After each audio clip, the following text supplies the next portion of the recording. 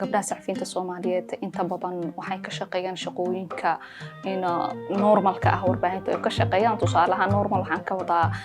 category kala duwan ee leedahay warbaahinta Soomaaliya qofka wariyaha laga soo bilaabo reporter barnaamij soo saare war aqriya ilaa iyo ku keen heer maamul marka doorka caadiga ah wariyanimada gabdhuhu waa ay soo buuxiyeen inta badan barnaamij soo saarayaal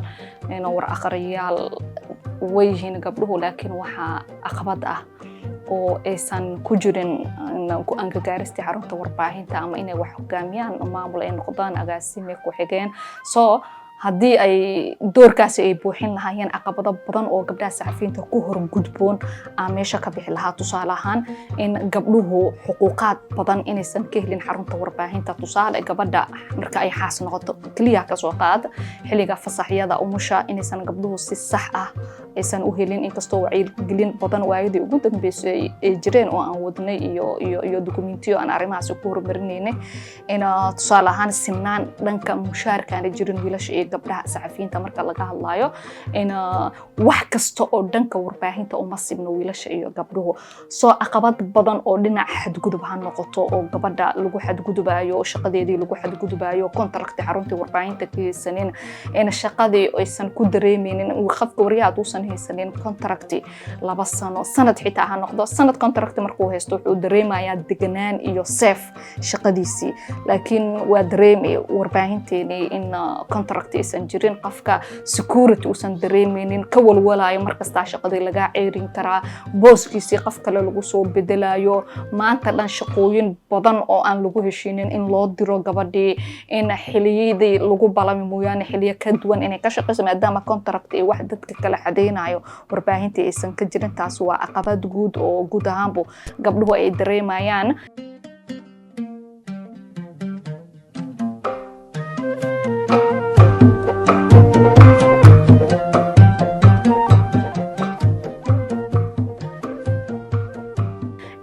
wariyaasha Soomaaliyeed ay dareemayaan gaar ahaan si gaar ah gabdhaha saxaafadda caqabada kale waxa kamid ah in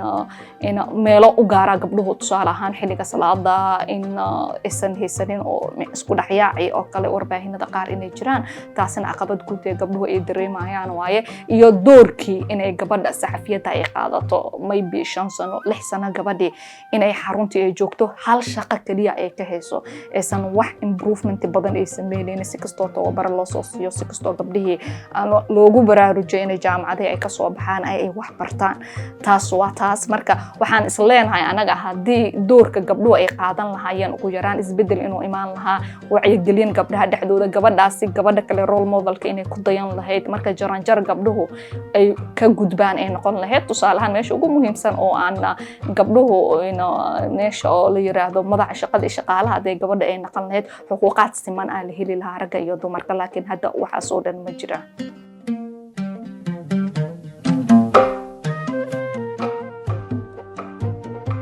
dareemay hadii xuriyad aysan jirin oo aad ku shaqeysatid oo aad meesha rabta magaalada ku aadid si dhaxdhaxnimo ah warku gabadha ee qofka wariyaha uusan u soo gudbinin waxa way walwal weyn ay ku tahay si socoshada shaqadiisa marka taa laga soo gudbo waayadii ugu dambeysay si gaar ah warbaahinta Soomaaliyeed waxay la kulmayeen tacaddi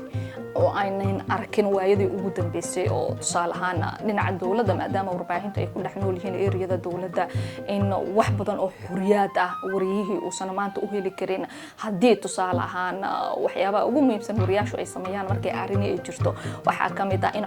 codad kala duwan laga aruuriyo si ay u cabiraan dareenkooda arinta jirta focus bob aan dhahna in tusaale ahaan in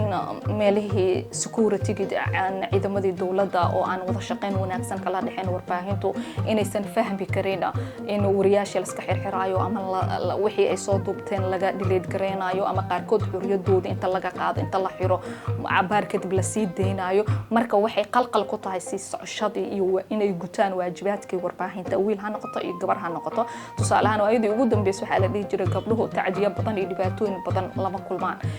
dhibkii ugu dambeeyay oo gabar wariyaha soo gaara waxay ahayd Shukri Caabi Cabdi oo iyadoo meel banaanbax ka socdo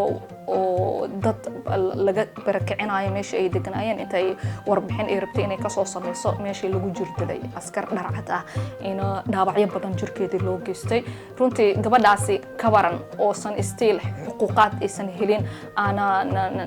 in maxkamadda la soo saaray dadkii ka dambeeyay aan la dhihin maxaa tacadigan qofkan wariyaha loogu geystay si ay u sii shaqeyso bari ka maalin shaqadaas oo kale marka uu tifaftiraheedii uu u diro oo la dhaho dadkaas soo wareyso la dhaho sidee ugu dhiiran kartaa marka walwalay ku tahay gudashadii waajibkii shaqada ee gabdhaha marka waxaan ugu baaqi lahayn guud ahaan dowladeena dabcan in gaar ahaan securitygeena in wada shaqeyn guud ahaan inay jirto in qof kasta roolkiisa uu qaato qofkan waa wariye xaq buu u leeyahay si dhexdhexaadnimo inuu u shaqeeyo meesha uu rabo cod inuu ka soo qabsado haduusan dib weyn uusan ku haynin amaanka dabcan wax dib ah anaga ma dhahayno wariyaasha waxaan ku difaacaynaa inay qatar wadanka ay dhibaato u geystaan laakiin waxa wariyaashu ay baahinayaan codadka ay rabaan dhexdhexaadnimada waa dareemeynaa cidna dhibaato kuma ahan ha noqoto dowladda ha noqoto dhinacyo kaleba marka in waajibaadkii warbaahintu ay gudato waxa oo la soo bandhigo dhibaatooyinka shacabku waa loo wada jeedaa maalin kasto laakiin si gaar ah warbaahintii waxa waaye waa la xakameeyaa inay waxyaabahaasi kama hadasho waayadan dambe wariyaal badanaa la xirxiraa dhibaatooyin loo geystaa marka dowladuna dee sharaf uma ahan warbaahintii shalay ee kusoo baxday in xakameyn noocaas ah iyo dhibaato iyo tacadi noocaas ah maalin kasta inay socoto dhanka askarta ayagana waa askarteena waa ay dadaalayaan dabcan laakiin xiliyada qaar sida dishibliinka oo kale sida qofka muwaadinka loola dhaqmo sida qofka wariyaha loola dhaqmo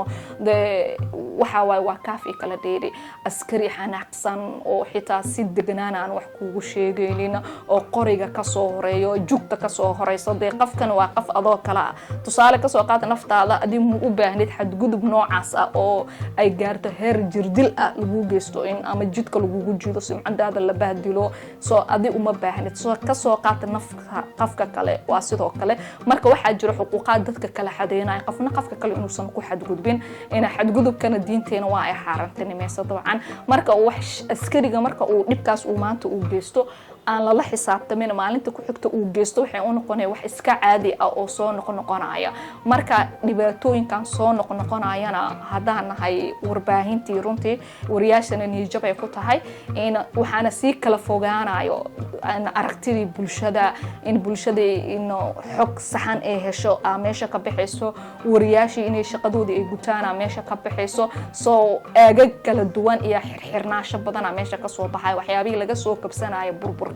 marka in dowladda si gaar ah askarta inay tababar ay siiso dishibliin ah sida ay dadka shacabka iyo wariyaasha ay ula dhaqmayaanba in case xitaa hadii wariyaha uu qalad uu gali karaa waa bani aadan sida ay ula dhilgareynayaan askarteena si saxan ma ahan marka taasna waa dhibaato oo damage qalbi jab u noqon karta iyo waxyaabo mustaqbalka wariyaha qalbigiisa ku sii dhiganaanaya